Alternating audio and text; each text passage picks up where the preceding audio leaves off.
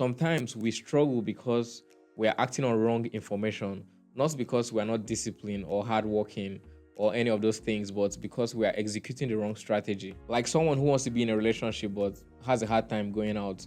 It doesn't really matter how nice the person is, it doesn't really matter if the person has a group chat where he sends people very cute messages in an orderly way and checks up on people and all those things.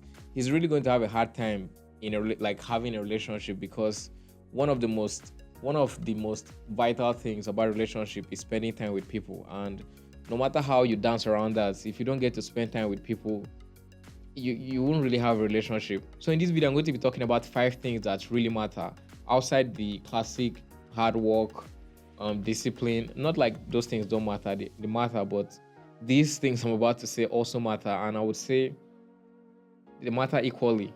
But the good part is that these are not as difficult to achieve when you compare them to things like working hard and discipline. They are just mindsets, approaches that have better results, all things considered. The first thing I noticed was that confidence is the most important tool you can carry, not talent, not work sometimes, confidence. One of the most common story I've heard among young entrepreneurs is that they got the job and then they figured it out. They figured out how to do it later.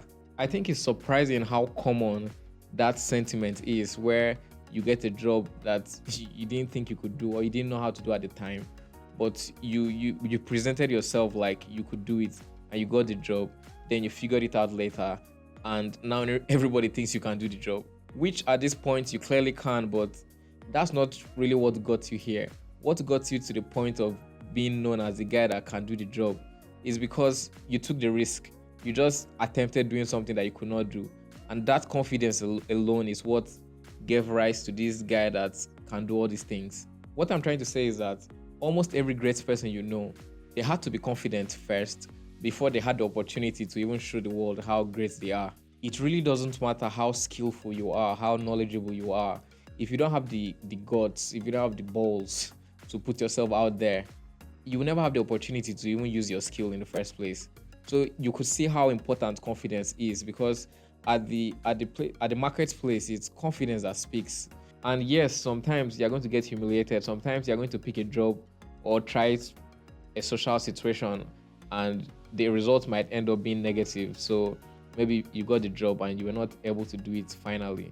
It really doesn't matter, because you've learned, and next time you can calibrate yourself better and execute better next time. So now the second pattern I realized was that nobody's really thinking about you as much as you are.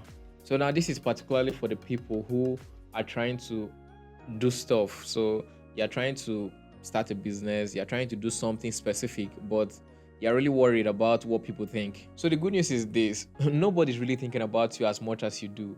Everybody's really, really, really hyper obsessed about themselves. So you might as well just do what you want to do. You can even verify this by yourself. How much do you think about other people? Now compare that to how much you think about yourself.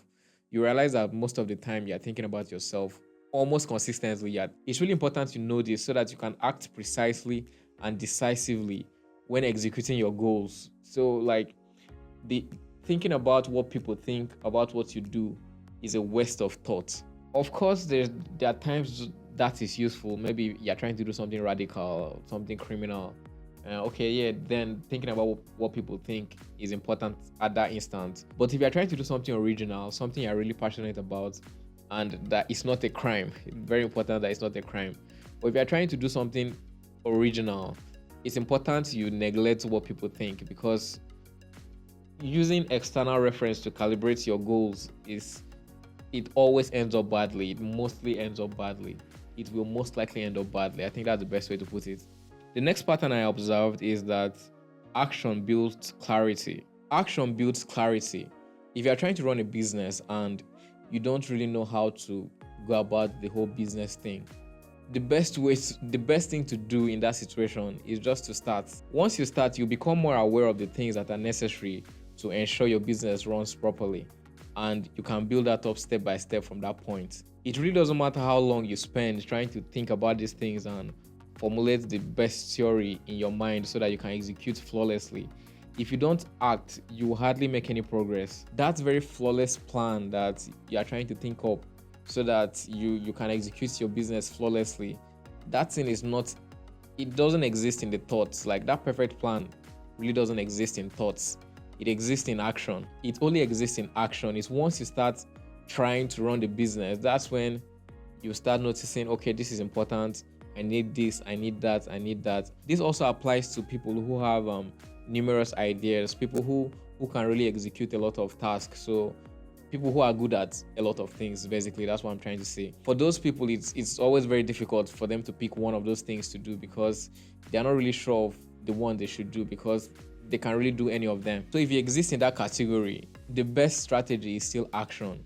That's still what's going to give you clarity, because that is going to expose you to knowledge that you wouldn't have known if you were just thinking about stuff. And from that knowledge, you can make more informed decisions, which will inevitably bring you closer to your goals. Now, the final thing I've noticed, and I kept this for last because it's a bit technical. It sounds like voodoo if you want to think about it on the surface level. But it's really not voodoo. It's the fact that your self-image quietly controls the outcomes you get in your life. It's something you can observe easily. Think about this. If you think of yourself as a shy person, someone who doesn't do well socially, and if you have those preconceived notions about yourself, anytime you're in a social event, you're going to try to act it out. So if you think of yourself as someone who is socially awkward, anytime you go into a social setting, you're gonna stay in a corner, you'll be quiet, you start doing some awkward things because that's how you see yourself. But to other people, they'll see you as the awkward guy that doesn't know how to behave in social events, and all of a sudden you've confirmed that notion you had in your head. But nobody really opened your mind to check if you're really that kind of a person. So it really doesn't matter if you're actually a confident person. It's just that you think you're socially awkward. It really doesn't matter. Nobody's going to verify it. Everybody's just bouncing off the energy you present to them. And I think that's very important to note, that people bounce off the energy you present to them. They don't try to like go back into their lab and try to figure out who you really are or whatnot. They just observe you and they play off the energy you emit. The energy you emit is based off how you see yourself, and that subconsciously attracts consequences. If you present yourself as a less confident person, a shy person, and all those things, people will begin to treat you like that. So they will never expose you to opportunities where they don't think you will fit in because you're a shy person. What I'm trying to say in essence is that even in social settings, your self-image predicts your behavior, and your behavior predicts how people treat you. And how people treat you is basically your reality. President Trump is just a president because everybody treats him like one. It's not like he was ordained by God or anything, or he's not like he's more human than anybody else, but everybody treats him like a president, so he's a president. So basically, your reality is anchored to how people treat you. That controls your access, your opportunities, so many things. And how people treat you can be traced back directly to how you think of yourself. So if people are not treating you properly, or your reality is not really matching what you would enjoy or what you expect or what you want, it could be something about your self-identity. So yeah, we've come to the end of this episode. If you found some of the things I said useful, or if you agreed with some of them, leave a like and subscribe if you like to see my face again. And thanks for watching this far if you've stayed this far, and see you guys in the next video. Peace.